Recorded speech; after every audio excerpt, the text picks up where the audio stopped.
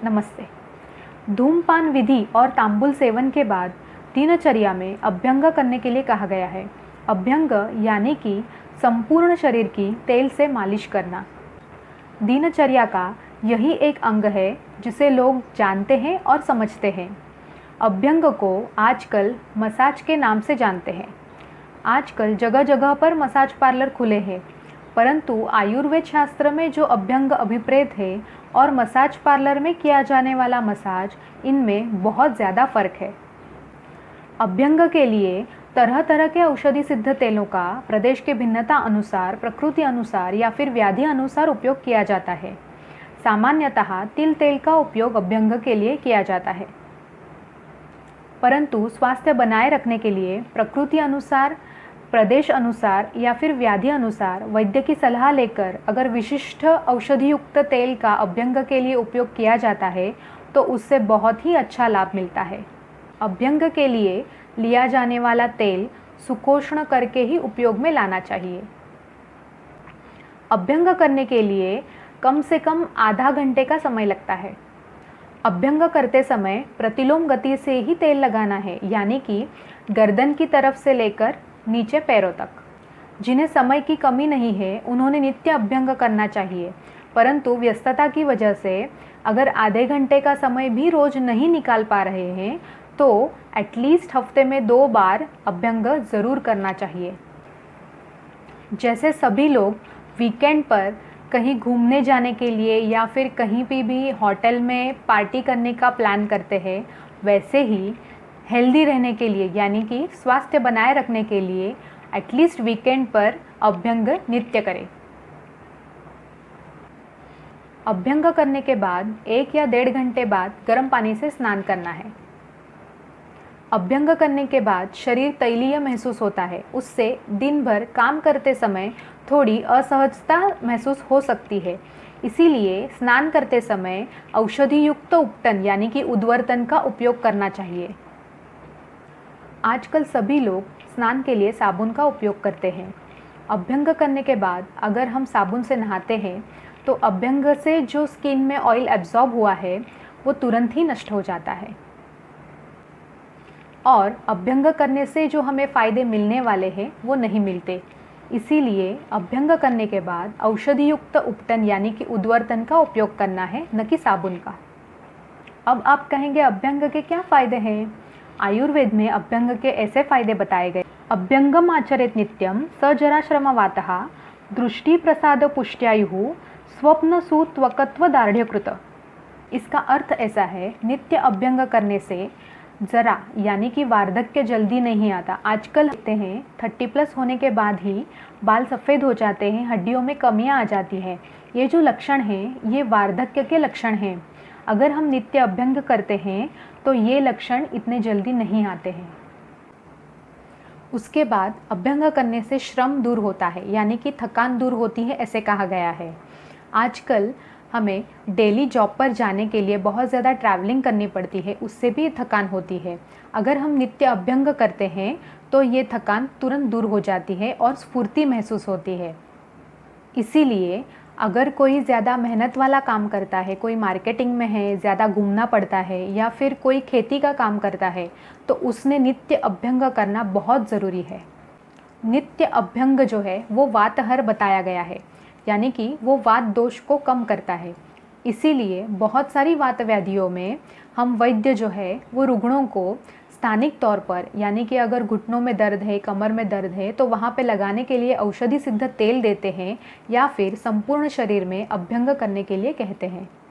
इसीलिए अगर किसी को वात व्याधि हुई हो, जैसे कि लंबर स्पॉन्डिलोसिस हो, सर्वाइकल स्पॉन्डिलोसिस हो, घुटने का दर्द हो, कमर का दर्द हो, पीठ का दर्द हो, या फिर मन्या में अकड़न हो, यानी कि मन्यास्तंभ, मान जकड़ जाना हम बोलते हैं, या फिर संधिवात हो, तो ऐसे सारे लोगों ने अपनी प्रकृति अनुसार या फिर व्याधि अनुसार वैद्य की सलाह लेकर नित्य अभ्यंग करना बहुत ज़रूरी है।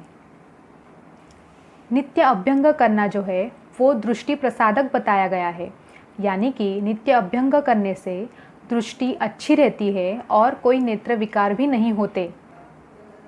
इसीलिए बहुत सारे नेत्र विकारों में भी हम रुग्णों को नित्य अभ्यंग करने की सलाह देते हैं।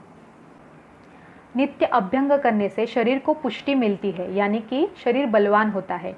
इसीलिए आपने देखा होगा जो कुश्ती करते हैं वो लोग नित्य अभ्यंग करते हुए दिखाई देते हैं।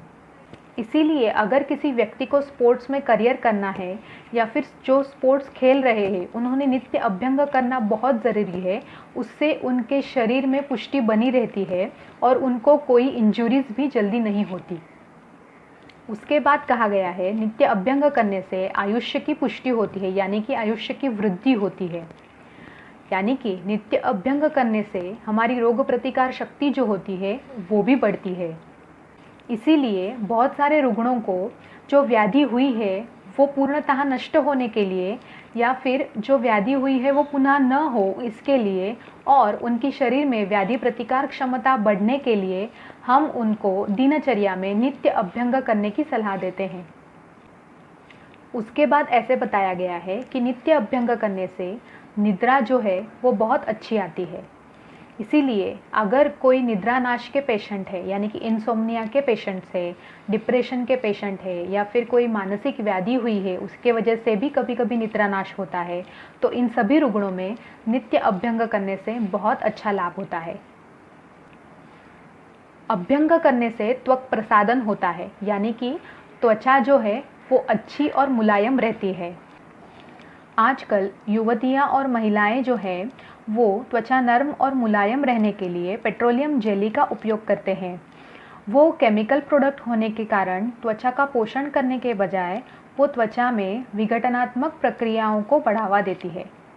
इसीलिए आजकल की महिलाओं में समय से पहले ही त्वचा में झुर्रियाँ उत्पन्न हो जाती है और तरह तरह की एलर्जियाँ भी उत्पन्न होती है।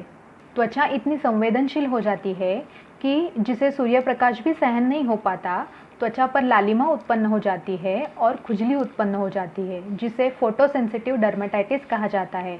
और कभी कभी सफ़ेद दाग भी गिर जाते हैं। उसे पॉलीमॉर्फिक लाइट इरप्शंस कहते हैं, जो सूर्य प्रकाश के प्रतिक्रिया स्वरूप होते हैं। कभी कभी त्वचा पे छोटी छोटी व्याधियाँ उत्पन्न हो जाती है और उसके परिणाम स्वरूप जो है एक्जिमा जैसे बड़ी स्किन डिसीजेस भी हो जाती है। छोटे बच्चों को भी अभ्यंग करने के लिए आजकल मिनरल ऑयल का उपयोग किया जाता है, जिससे बच्चों की कोमल त्वचा को कोई पोषण नहीं मिल पाता और उसकी वजह से उनकी त्वचा भी संवेदनशील हो जाती है। इसीलिए बच्चों में आजकल सिर्फ मच्छर काटने के बाद भी त्वचा पर ऐसी प्रतिक्रियाएं होती हैं कि जैसे कि उन्हें कोई बड़ा त्वचा रोग हुआ हो। अगर हम नित्य अभ्यंग करते हैं तो ज़्यादा गर्मी हो या फिर ज़्यादा ठंडी हो, ऐसी कोई भी ऋतु का हमारे शरीर पर विपरीत परिणाम नहीं होता है। ऋतु संधि काल में, यानी 2 ऋतुओं के बीच का जो काल होता है, उसमें बहुत सारे लोगों को खुजली शुरू हो जाती है। अगर ऐसे लोगों ने नित्य अभ्यंग किया तो उनको ये तकलीफ कभी नहीं होती। रिसर्च में भी ऐसे देखा गया है कि abhyanga works on body on both the levels, physical and psychological. नवजात शिशुओं को नित्य अभ्यंग किया जाता है, ऐसे हम देखते हैं। इससे शिशुओं की शारीरिक पुष्टि होती है, हड्डियों में मजबूती आती है और उनकी व्याधि प्रतिकार क्षमता जो है वो बनी रहती है। परंतु व्यस्तता के कारण 1-2 साल का शिशु होने के बाद नित्य अभ्यंग करना बंद किया जाता है। उसके बाद 4-5 साल का शिशु होने के बाद ऐसे दिखाई देता है कि शिशु की भूख कम हो गई है, उसकी शारीरिक शक्ति भी कम हो गई है, उसकी पुष्टि अच्छी तरह से नहीं हो रही है, उसका वजन नहीं बढ़ रहा है, उसकी हाइट अच्छे से नहीं बढ़ रही है, वो ज़्यादा चंचल हो गया है या फिर उसकी व्याधि प्रतिकार क्षमता बहुत कम हो जाती है, उसकी वजह से वो बार बार बीमार पड़ता है। ऐसी सारी समस्याएं जो है वो शिशुओं में दिखाई देती है। ये ना हो इसी के लिए आयुर्वेद में शिशुओं को भी नित्य अभ्यंग करने के लिए कहा गया है। व्यस्तता की वजह से रोज़ ना सही हफ्ते में 1 या 2 बार तो शिशुओं को भी अभ्यंग करना बहुत ज़रूरी है। उससे उनकी व्याधि प्रतिकार क्षमता भी बनी रहती है और उनकी जो नेचुरल ग्रोथ है वो अच्छे से होती है। शिशुओं को अभ्यंग करने के लिए आप वैद्य की सलाह अनुसार, उसकी प्रकृति अनुसार या फिर उसको अभी जो भी कोई समस्याएं हैं उसके अनुसार नित्य अभ्यंग करने के लिए औषधि सिद्ध तेल की विचारणा कर सकते हैं। दिनचर्या में ऐसे बताया गया है, अगर आपको हर रोज़ अभ्यंग करना पॉसिबल नहीं है तो एटलीस्ट सिर पे तेल लगाएं, कर्ण पूरण करें और नित्य पादाभ्यंग करें। आयुर्वेद में अभ्यंग किसने नहीं करना है इसका भी विस्तृत वर्णन किया गया है। जिसे सर्दी या खांसी हुई हो या जिसे साइनोसाइटिस की तकलीफ़ है, राइनाइटिस की तकलीफ़ है, उसने अभ्यंग नहीं करना है। उसके बाद जिसे अजीर्ण हुआ हो यानी कि इंडाइजेशन है, यानी कि जिसका पाचन अच्छे से नहीं हो रहा है, उसने अभ्यंग नहीं करना है। उसके बाद जिसने अभी वमन और विरेचन पंचकर्म की चिकित्सा ली है, उसने तुरंत अभ्यंग नहीं करना है। वमन और विरेचन पंचकर्म के बाद संसर्जन क्रम बताया जाता है, वो पूरा होने के बाद वैद्य की सलाह अनुसार ही अभ्यंग करना चाहिए। दिनचर्या में नित्य अभ्यंग करने से पहले अपने प्रकृति अनुसार या फिर अपने व्याधि अनुसार या फिर अपने प्रदेश अनुसार वैद्य की सलाह लेकर ही अभ्यंग करना चाहिए। उससे बहुत अच्छा लाभ प्राप्त होता है। धन्यवाद।